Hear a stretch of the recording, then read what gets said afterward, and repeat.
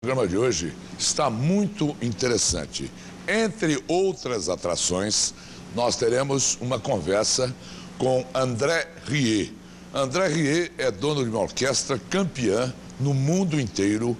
Ele vai conversar conosco, graças ao Manuel Poladian, direto do seu castelo na Holanda. Eu e a Laura Vi vamos conversar com André Rieu, porque André Rieu está vindo para o Brasil. Finalmente, André Rieu no Brasil. Ele vem com a sua orquestra, ele é um dos que mais vendem CDs e DVDs do mundo inteiro. Então eu acredito que os fãs de André Rieu vão ficar muito felizes com a nossa conversa daqui a pouquinho, direto ele na Holanda, nós aqui na central da Rede TV. Eu vou trazer agora uma música que está fazendo na Holanda.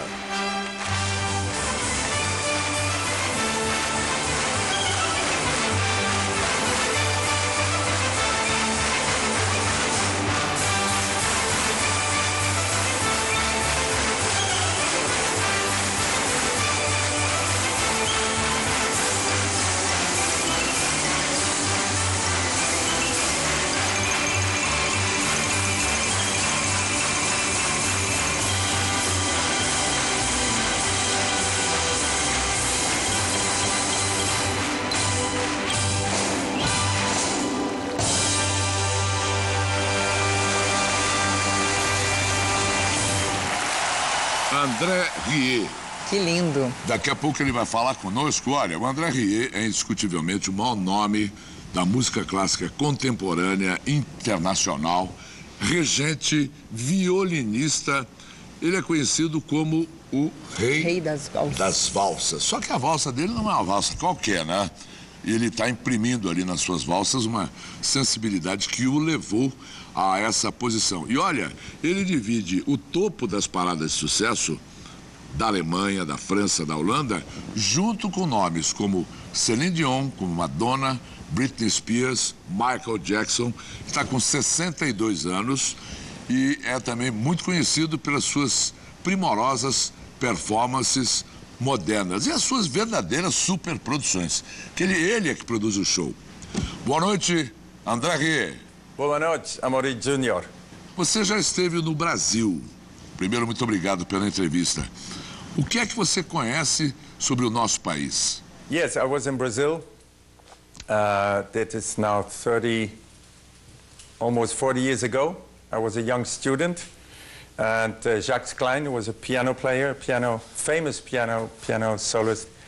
He was very often at my father's concerts, and there I met him, and he invited me to come to Brazil to be in the jury of a contest.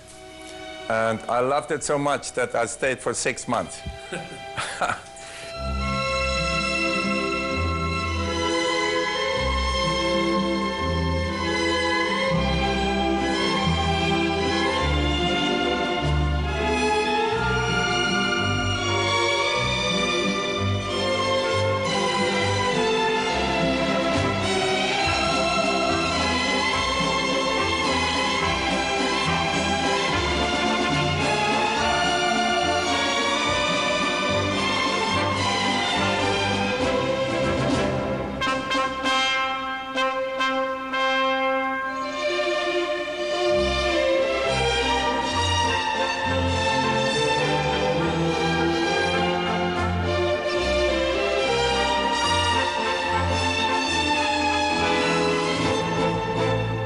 André, você já vendeu quase 1 milhão de produtos no Brasil, entre CDs e DVDs. E hoje é um dos maiores artistas do seu segmento. Todo esse sucesso seria uma surpresa para você? If I'm surprised with the success in Brazil, shall I be honest? No.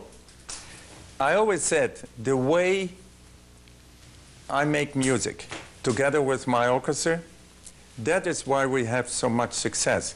And that is possible on the North Pole, in Australia, in America, in Japan, and also in South America, and also in Brazil. It is, you know, I don't come to Brazil to show how good we are. Of course we are the best. But I come to Brazil to have interaction with the audience and to play with my heart, con mi corazón. Coração. Coração. Coração é coração. André Rieu, você tem algum contato com fãs do Brasil? Você tem noção de quantos fãs você tem do Brasil? Como é que é a sua relação com os seus fãs? What I discovered when I was in Brazil 40 years ago, there was this enormous musicality of the Brazilian people. Everybody can make music, and everybody makes music, and everybody can dance. They have music in their blood. And when you ask me if I know my Brazilian fans, in fact, I don't know them all, but I know a lot because they follow me all over the world. When we play in Berlin, suddenly I see, Brazil, Brazil. I see the Brazilian flag. They always bring their flag, their green with the yellow thing, and I'm really looking forward to come to Brazil and to play for all these people.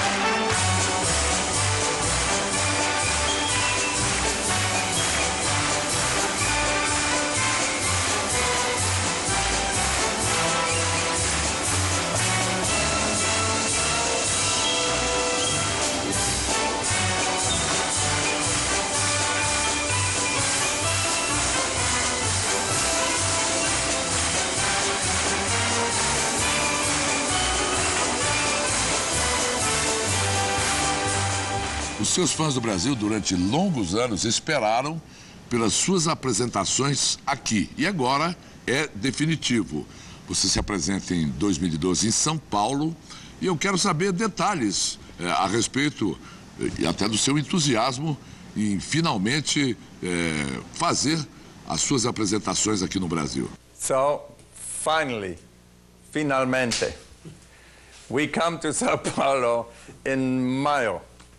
The exact dates, I don't know, but you will see them in the paper, on the radio, on the television. I'm really looking forward to come to São Paulo. I cannot wait to come. Mas eu sei as datas das apresentações. O Manuel Poladian me passou, aliás, muito obrigado ao Poladian, e ele que interferiu diretamente para fazer essa nossa conexão com André Rieu, São Paulo, Holanda. Nós temos 2 temporadas, de 29 de maio a 10 de junho e de 3 a 8 de julho, todas no ginásio do Ibirapuera, em São Paulo. Não sei se ele vai conseguir ir para outros estados. Sua pergunta, Laura. André, cada trabalho nos seus DVDs são gravados em lugares diferentes. E como são escolhidos esses lugares? Eu gostaria de saber se você gostaria de, eventualmente, de gravar um DVD aqui no Brasil, algum material feito aqui. We played in a lot of venues in the whole world and in a lot of places. For example, I play a lot of waltzes. They call me the king of the waltz. How do you say that in Portuguese? El rei del waltz?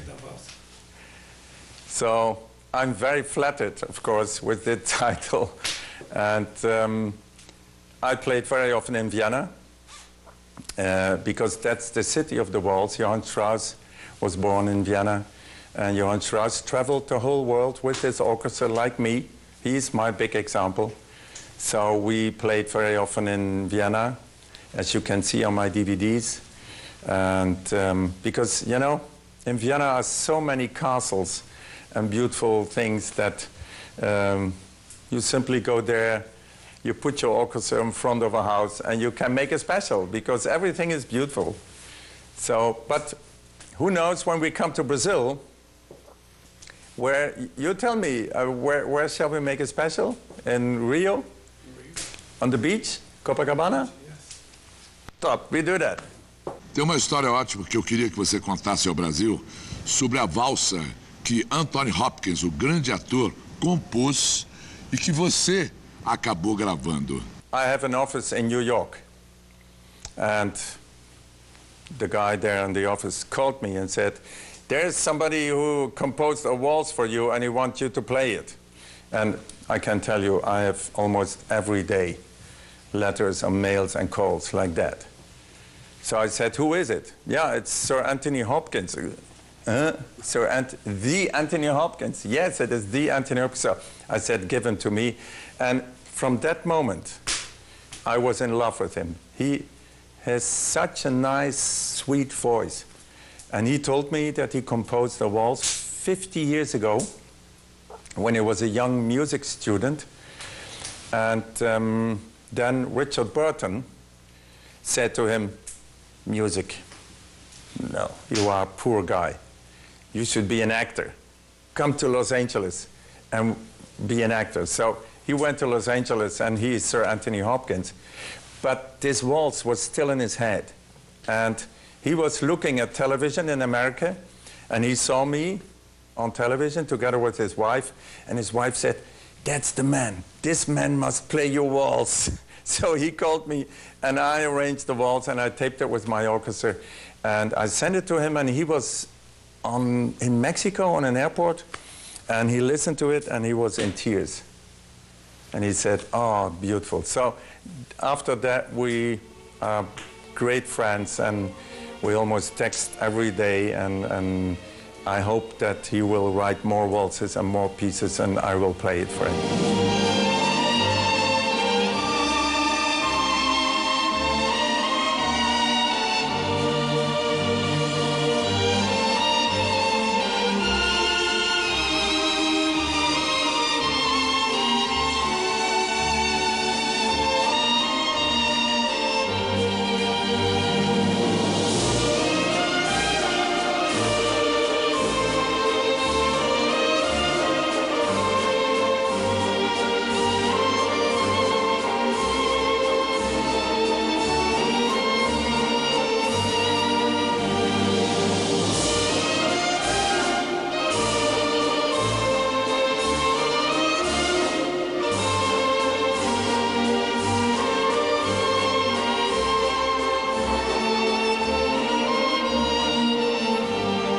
André, além das valsas que você geralmente toca, que outro tipo de repertório a gente pode esperar para apresentação aqui no Brasil? Always when we travel the world, people ask me, how do you do that? What do you play in Paris? What do you play in Japan? What do you play in Vancouver? What do you play in Mexico City? What do you play in Brazil? I say, I play the same program in all these cities. Because that's why the people ask me. They want my waltzes, they want my music. But in the encores, when I say, bye-bye, I see you next year, then we adapt the program to the country where we are. So in America, I will play Stars and Stripes and America the Beautiful, and in Japan, I play some Japanese pieces, and in Australia, I play Australian pieces. In Canada, I play Canadian pieces. So in Brazil, you tell me, what shall I play? What do you want to hear? Samba or...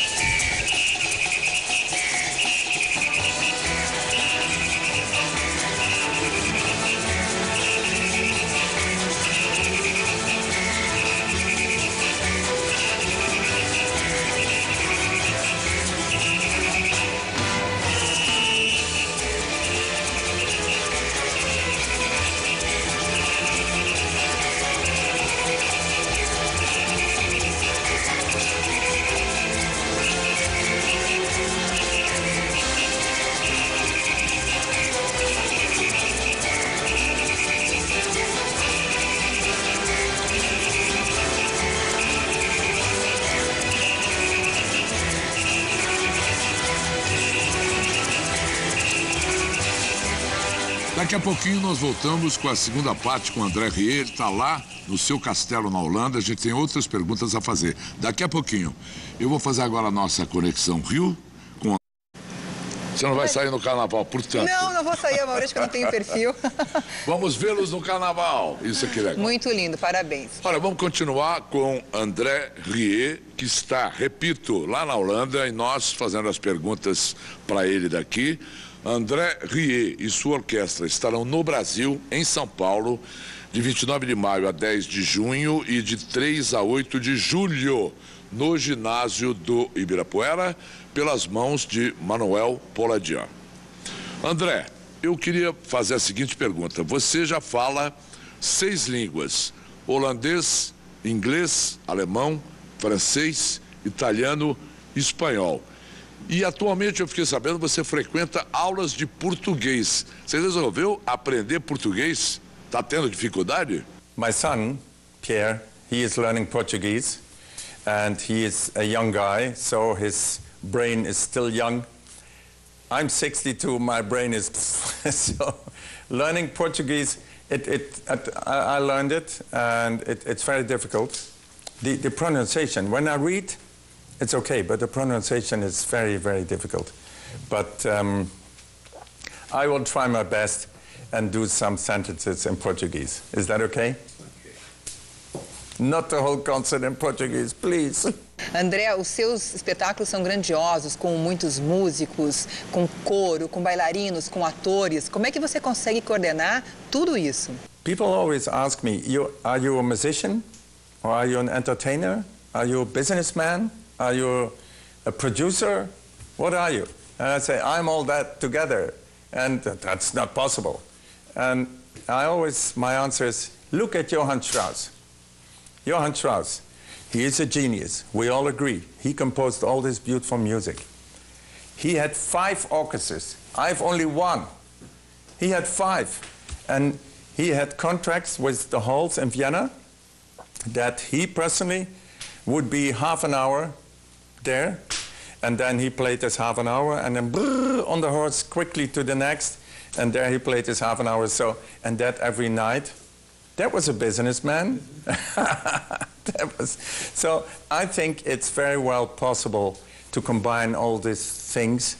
And there's another thing, you know, I have this dream in my head, this dream of bringing this beautiful music around the world. And I'm the only one who have this dream in my head, so I can do best organize everything. Of course, I have a lot of people around me who help me with all the details, but the line and the dream is in my head.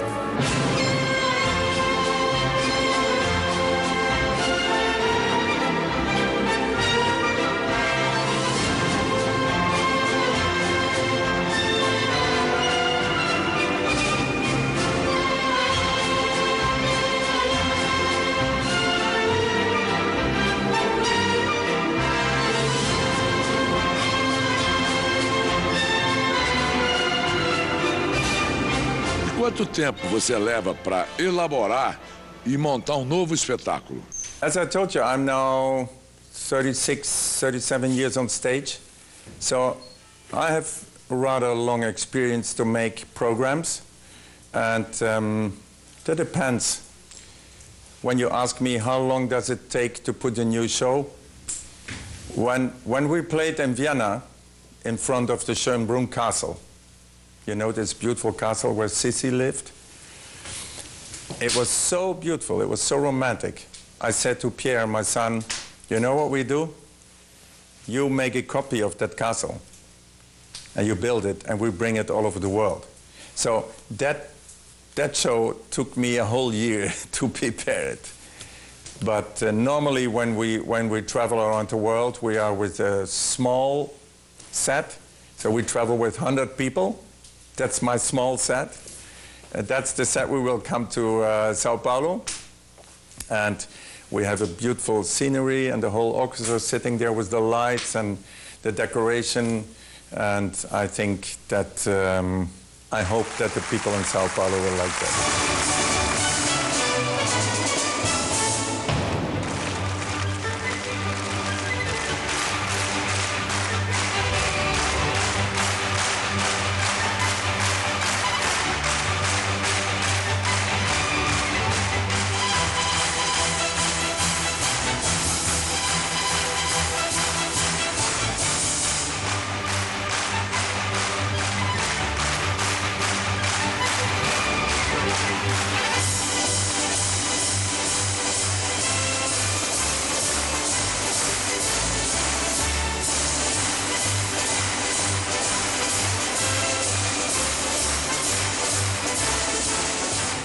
A sua família, pais, irmãos, são todos músicos. Algum deles já se apresentou com você? Vocês gostam de tocar juntos? Se já tocaram? Yeah, my father was a conductor, and I remember very well. My mother told me that I must have been 3 years old, that I was in one of his concerts, and there was a blonde girl playing the violin. And from that moment, I knew I want to play the violin. I want to be there on stage and play for the people. And that impression was always in my head. And that was, in fact, the moment that I decided to be a musician. And then very long studies, you know, conservatory and education. I went to a children's choir when I was small. I think that's very important. All children should go to a choir because that's very good for your ear when you can sing, and it's good for the social, you know, you have friends and you can travel together and sing together. That's very good for all children in the whole world. And then I went myself into classical music, into an orchestra, and there I discovered that all my colleagues around me, they were only speaking about money, it's too hot, it's too cold, you know. Nobody spoke about music. And I thought, there must be another way to make music. This beautiful classical music, there must be another way. So I quit that orchestra, and Marjorie said to me, I see you are unhappy. So I earn the money for you, and you follow your dream. That's a woman, huh? So she did that for me, and I could follow my dream. I formed an own orchestra, and with people around me who had the same dream of making music with their heart. And now you see the result.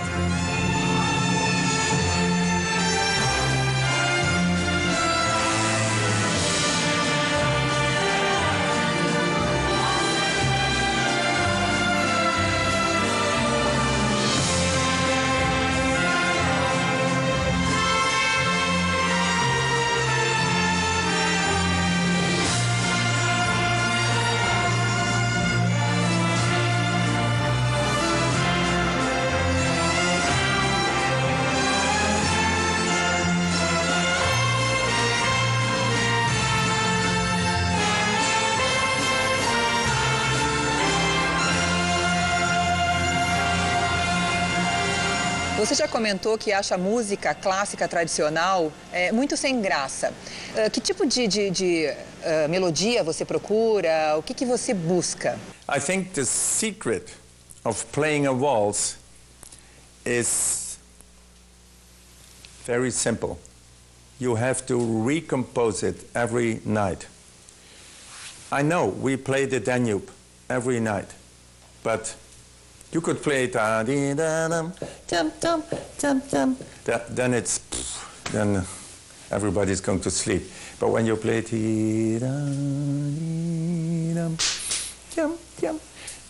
then you see the smile on the faces of the people, and they start to dance, and they start. That's the difference. But I can tell you again about the classical orchestras. I was sitting there at this orchestra, and we had rehearsal, we had Beethoven, Rachmaninoff, and then we have 5 minutes left, let's do the Danube. So I was always so angry. You cannot do the Danube in 5 minutes. It's very, very difficult to play and that with the whole orchestra together, that's very difficult.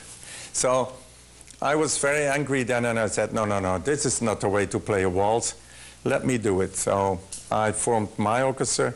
I rehearsed very, very long time on all these waltzes, and now we can play together as if we are one instrument.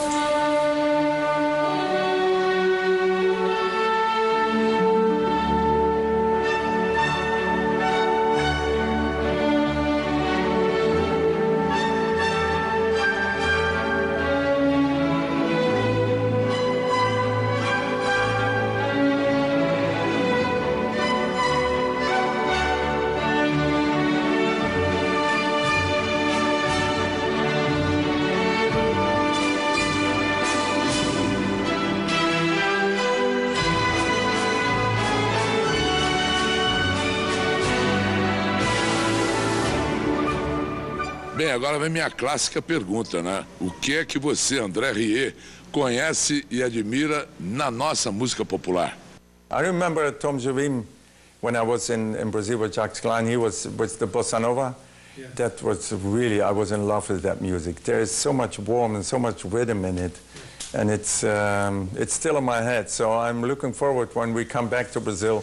I'm really looking forward to hear it again.